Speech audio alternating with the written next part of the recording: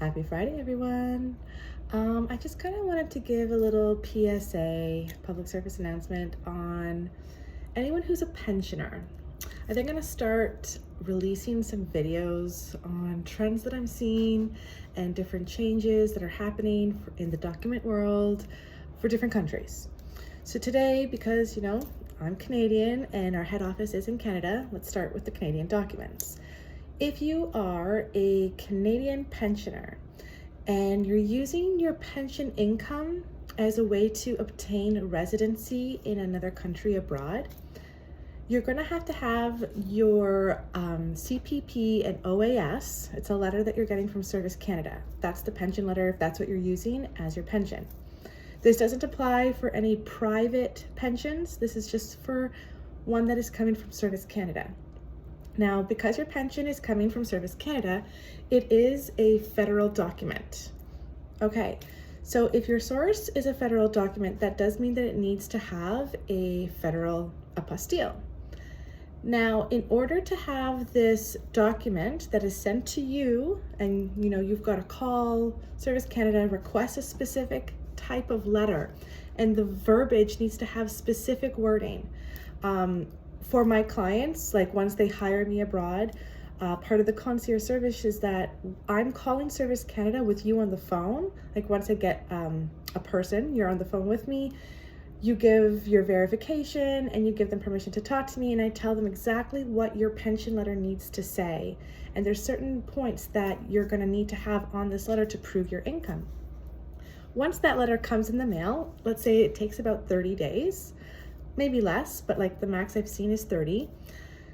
We then have to get that pension letter certified by Service Canada. Now, if you're in the country, you're going to get this letter because they're going to mail it to your home office, and you're going to take it into Service Canada and you're going to get it certified. In order to get it certified, there needs to be 5 points that I share with my clients that needs to be done to this letter in order for it to be certified and recognized by the federal government in Ottawa, who will give you a federal apostille. Now, let's say you're not in the country, okay? Now, also, please do remember your documents. They can only be, let's say, 6 months. Depends on the destination country. Like, how long are your documents allowed to be valid?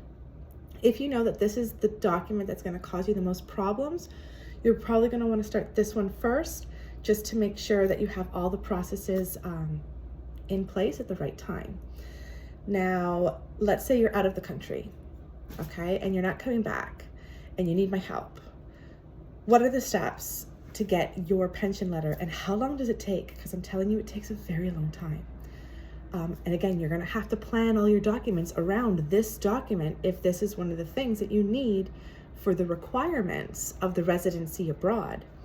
So you take this document, you're going to get a power of attorney. And I'm going to send you a power of attorney. It's going to have certain things. It's going to have me and my fellow lawyer, who's part of our team, our names on this letter with your passport. And you're going to get that and you're going to sign it in front of the Canadian Embassy. They're going to notarize it. So it's got a Canadian notarization. I then have to take that in to Service Canada. And what happens then is that they're going to process this letter, and it will take up to 180 days. I'm telling you, I've seen it. It's happening to some of my people, and it's not fun, okay? 180 days. Once they grant me power of attorney, we're then gonna do that call and request the letter. It's gonna go to your home address. It cannot come to me. It goes to your home address.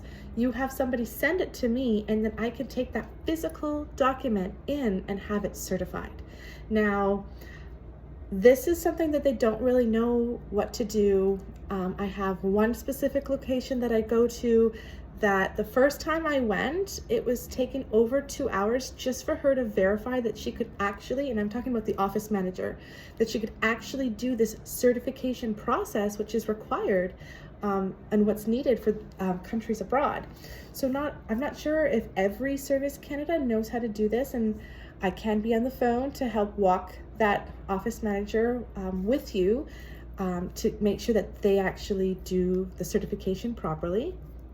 But once we have that letter certified, we then take it to have the federal apostille.